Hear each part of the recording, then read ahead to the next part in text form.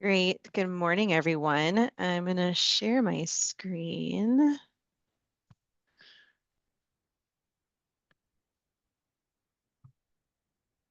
Okay. So my name is Linda Hernandez. I am the Associate Director for the Alaska Center for Rural Health and Health Workforce, and the Alaska AHEC Center. So today I'm going to really talk about developing Alaska's healthcare workforce. This is what we do in our office, from everything from youth exploration activities through retention of healthcare providers in the state. So we really work across the spectrum to help support people who want to both go into health careers and also stay in health careers. And so we're really excited about that. Um, I wanted to talk a little bit, just very briefly, about what an AHEC is, because not everyone knows what an AHEC is. Our AHEC Center is a federally funded program that helps support the development of a workforce. Almost every state has an AHEC, some have multiple AHECs. And our really goal is to enhance the quality of healthcare, particularly in primary and preventative care. We want to improve both the supply and distribution and the quality of healthcare providers in the state. Our office is hosted by the University of Alaska Anchorage. So that's where I work in our program office in Anchorage. But we actually serve the entire state of Alaska. And so when we do our work as an Alaska AHEC, we are crossing university borders. We work with all the universities that are functioning in the state of Alaska to help do the work that we do. And we work with a lot of community partners to help facilitate the work that we do across the state. Okay, what I'm going to do here. So I just wanted to give some context a little bit for our regional centers.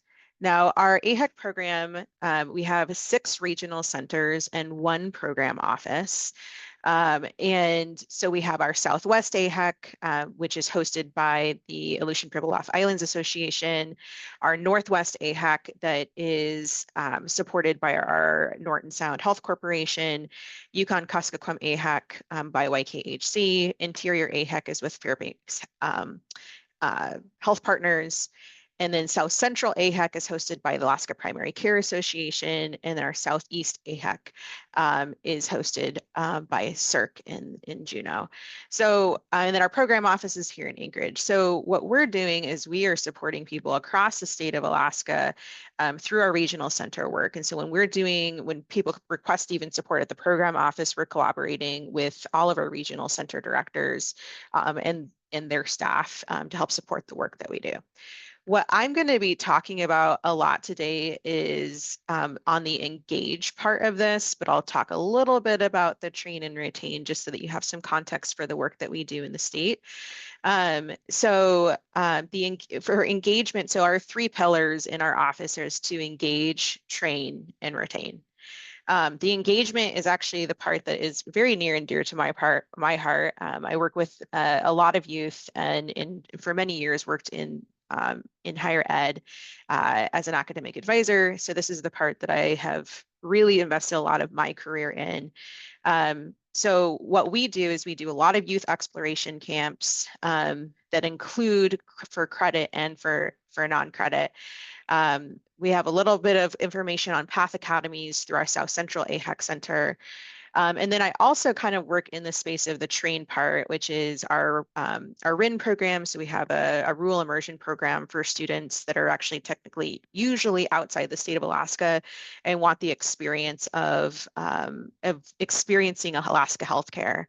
And then our AHEC Scholars Program. We also offer certificate trainings, and I'm going to talk very briefly about this in ways that you can help support or you can kind of benefit yourselves from these opportunities.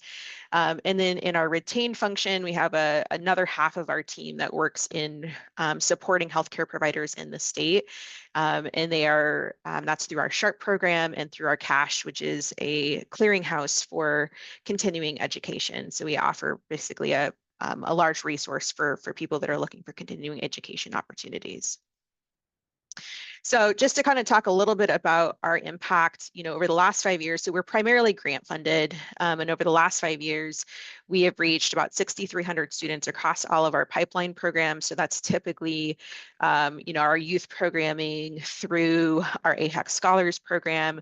And what we're really excited about is that the more that we do these camps and the more evaluation that we do, we do see a large number of students that are really interested in health careers. And that's really why we do it, right? To inspire and to support students who want to go into a future in health careers. The other part that I want to kind of focus on are the certifications that we offer. Most of the programming that we do, even at the youth level, includes some form of certification. And this is really in response to industry demand. We want to make sure that students, that even if they do one of our intensives, or what we kind of call camps, that they kind of leave with something. And so that can be something as simple as a first aid certification. We offer mental health first aid, BLS, CPR. So there's a lot of different certifications that we offer, trainings that we offer. And so we do a lot of that. And then a lot of the students that really continue on through our AHEC Scholars Program, which is for professional students in the professional phase of their program, really continue to work in Alaska. And that's why we do the work that we do, because we want to retain as many students as we possibly can to meet Alaska's workforce needs. So I wanted to focus more on our youth programming as you're supporting people to come into health careers. I kind of noticed some of the names, and if they're still on here, I know we have some higher ed, but hopefully we have some people that are in the school districts that are kind of learning about opportunities for students. So there's a couple of different things that we do. So the youth programming that we do, we have what we call exploration camps. These are typically non-credit, very customizable for middle high school. I also, we currently work with a district that has very small schools, and so we do middle high school blend. So we do a curriculum that kind of combines the opportunities for middle and high school students. And we typically cover contents that are behavioral health or clinical health. Some of this is based on what school districts are asking for. So if a school says, hey, we would like you to focus on this area, then we will incorporate that into our activities. We do a lot of hands-on work in these camps because we know that students are, want to be hands-on, they want to do things. So we do dissection kits, we do, help them kind of understand vital signs, we do art therapy. So there's a lot of different activities that we do within the context of a typical exploration camp. And it's really just to inspire them to kind of think about what a career in healthcare could look like for them. This also can include certificate training. We do have people that will contract with us to include BLS or first aid or bloodborne pathogen training. So we'll kind of incorporate some of those things if that's of desire of our school district. And then for this, funding is usually provided by partnering districts. So this is not typically grant funded through any of the grants that we have, but it is typically, we have a little bit of funding at the high school level. So our funding sometimes is very strict in what we can and can't cover. And so we typically will recommend that you just reach out and say, hey, what can you provide? And so this would be a typical day. This would be a really long day. We'll typically work with schools. Sometimes it's a half day that we're coming in. Sometimes it's a full day. Most of the camps that we do right now within our interior region are pretty much like the full school day. And then it's usually like 3 days. We'll go in for 3 days. We have a travel day on each end for our educators. So that's the most flexible of the options that we have. Then we have, I don't want to say less flexible, but it's more of a set curriculum, which is our rural CTEPS pathway. This was created about 3 years ago. This is actually predates when I started in this position. And it's designed for high school students to not just increase their interest in health careers and behavioral health careers, but it's meant to meet a need for specifically schools or districts that don't have a health CTE pathway. So a few years ago, there was kind of recognition that you might have CTE in your district, but you might not have someone that can focus on the health component. And so we created currently 4 classes, and I'll talk about those just in just a second, where we basically send instructors out into communities. We typically offer in-person intensives with some asynchronous coursework that needs to get done just to kind of supplement the in-person. This is for college credit, so there's a bit of work that needs to be done in the planning process to offer it. So, we will partner with districts, we'll identify how you want us to offer the course, and then meaning if you want an intensive, or are you in a region where we have an AHEC center that could come in and do once a week type of thing, or over a couple of weeks? But most of the districts that we work with prefer intensives, and then to just kind of add on some asynchronous work on top of that.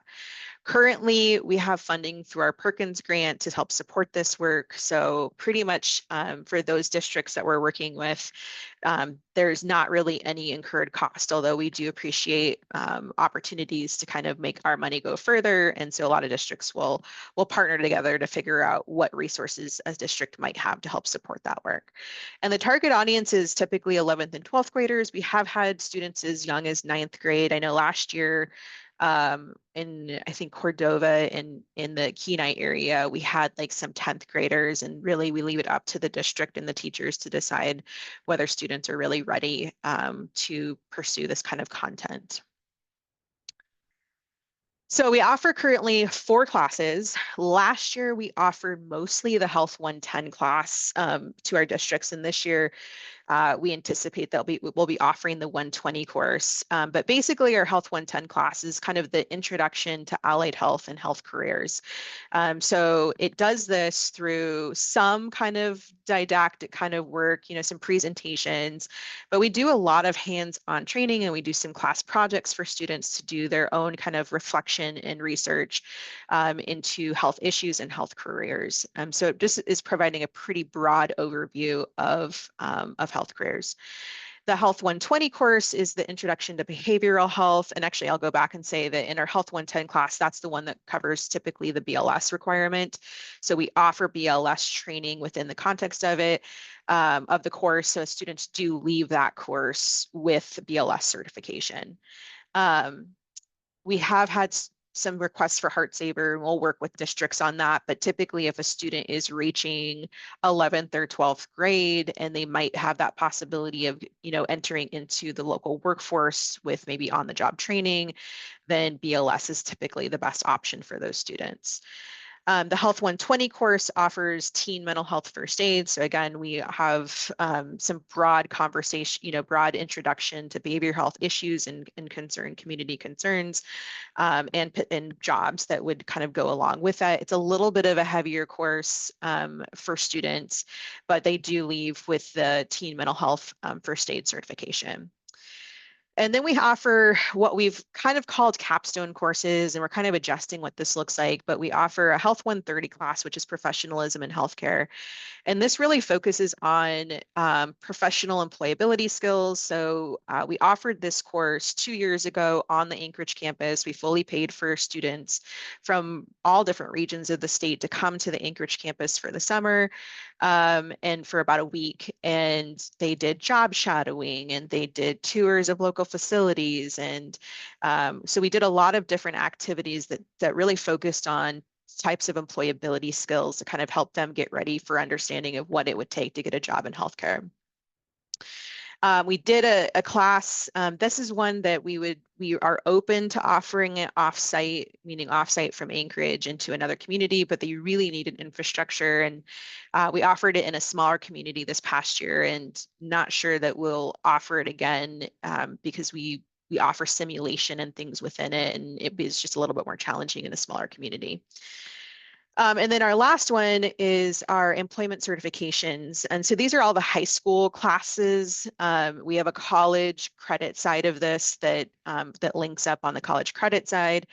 But this year we offered ETT. And so we're hoping to really expand this option in this across the state. We've, the feedback that I've gotten from districts across the state is the kind of frontline worker type, emergency response is really in these small communities is what is desired. And so we're just working on some logistics on our end to have consistent instructor pool to help support that. And hopefully we'll be offering that more extensively in the future.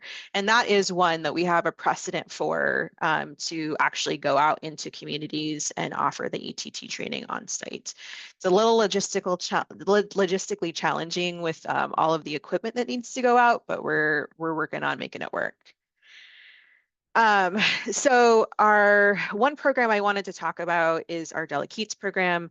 The Delegates program is a 4-week residential program. It is a partnership between our office and the Alaska Center for Rural Health and Health Workforce and the WAMI School of Medicine on campus. That's the medical school that we have here. So we partnered together to kind of revitalize the Delegates program that has a long history in the state. So the programs that I've talked about previously, those are all typically during the school year. We've had a couple of summer options, but they're pretty short. And really the previous programming through our pathway programming in our office is really designed for exploration. The Delegates program, as we're rebooting it, it's really going to be more of a pre-college program for high school students. It's really catering towards juniors and seniors. We accepted some younger students this year.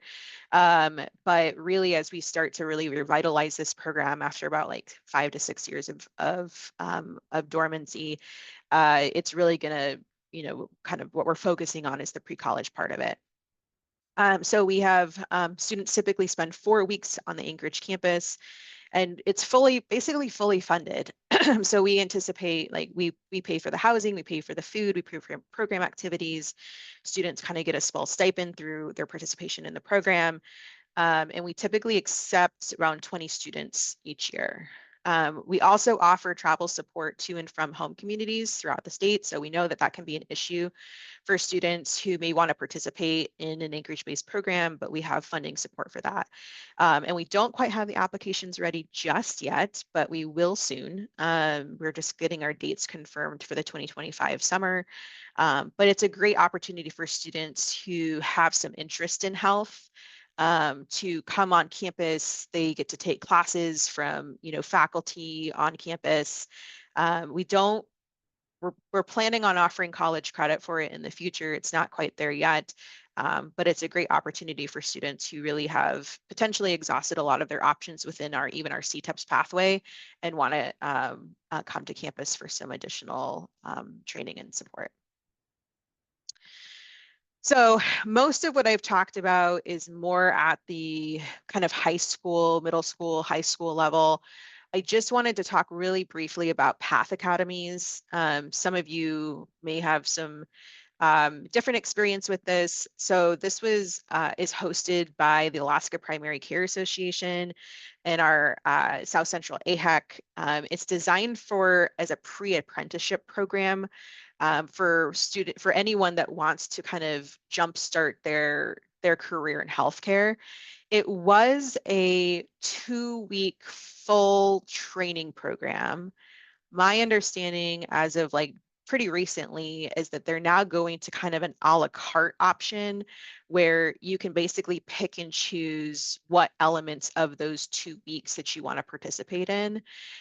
So it's not typically for high school students, and they've changed the dates or the ages from like 16 to 18 a little bit.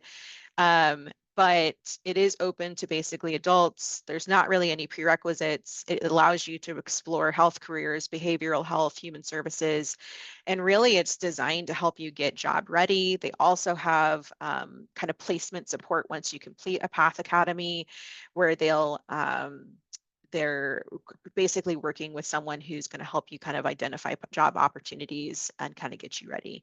They also have funding if you have certain barriers to jobs, meaning if you have a certification cost that you can't pay for, or a license cost or something like that. they have funding that are helping people basically get connected to positions and to remove barriers to getting positions. And then I'll do a small plug for our AHEC Scholars Program. This is really pretty far down the pipeline when we talk about placing into jobs, but our AHEC Scholars are for students in the professional phase of their program, and they're really doing not only extra didactic work, but they're doing community-based learning. And so we partner with local agencies and local organizations to help do placements for our scholars. And it's all trying to recruit students to stay in Alaska, but if possible, to work in rural and underserved communities. So we're pretty excited about that. And then just wanted to do another plug for some additional opportunities, because if you are not, I know many of you are really recruiting people to come to support maybe going into healthcare careers. But we do offer free mental health first aid training. So we have a grant right now that's offering mental health first aid for free this year. There's an upcoming youth mental health first aid training. So that's for anyone working with youth. And it's on October 28th from 9 to 4. And I can drop this in the chat, but it's through our CASH. It's through our continuing education portal. But it's free to do. It's on a Monday because we have mental health Monday series throughout the year. And then we actually have additional mental health first aid trainings that are going to be offered throughout the year. Typically on Mondays, there's going to be a sprinkle of other opportunities throughout the year. But those are really great for to support, peers, to support youth that you might be working with. And there's also, I believe, some upcoming older adult mental health first aid trainings that are going to be offered. These are also offered both online and there's in person across the state of Alaska. So our regional centers are offering in-person trainings in their local communities as well. And this is my contact information. And I know that we've been having some, thank you for putting this stuff in the chat. I was going to put, stop sharing really quick. And I was going to pop the cache for continuing education, but I'm happy to take any questions that you have.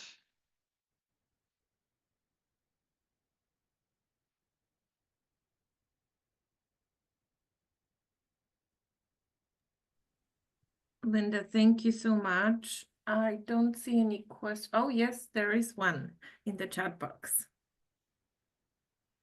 Okay.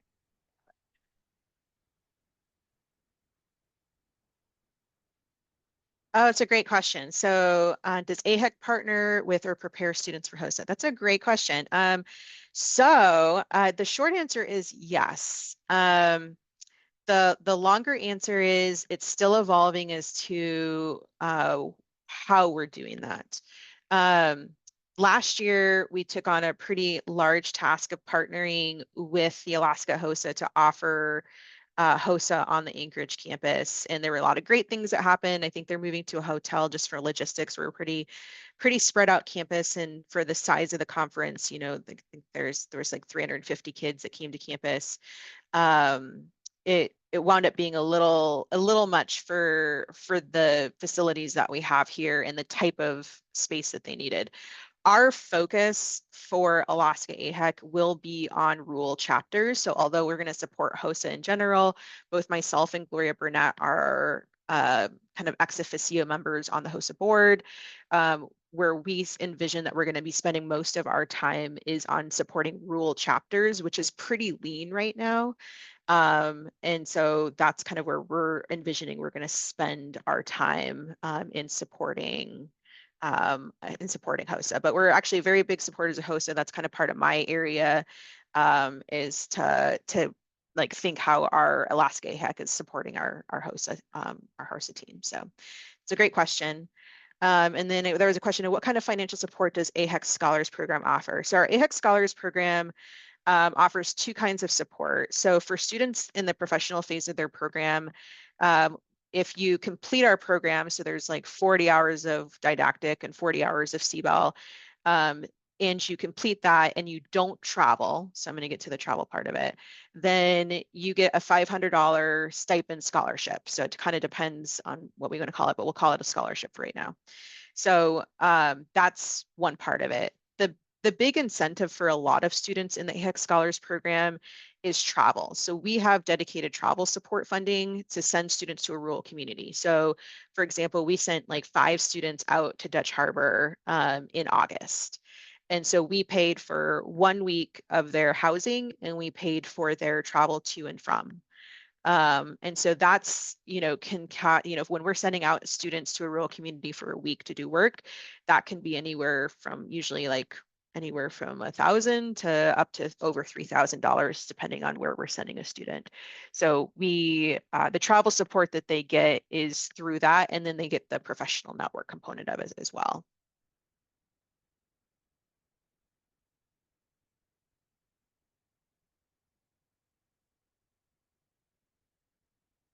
Thank you for the questions. Feel free to reach out if you have any additional questions. I'm always happy to talk about the ways that we can partner and support you all in the work that you do. Thank you so much, Linda. Thank We you. appreciate your time this morning. Thank you for joining us.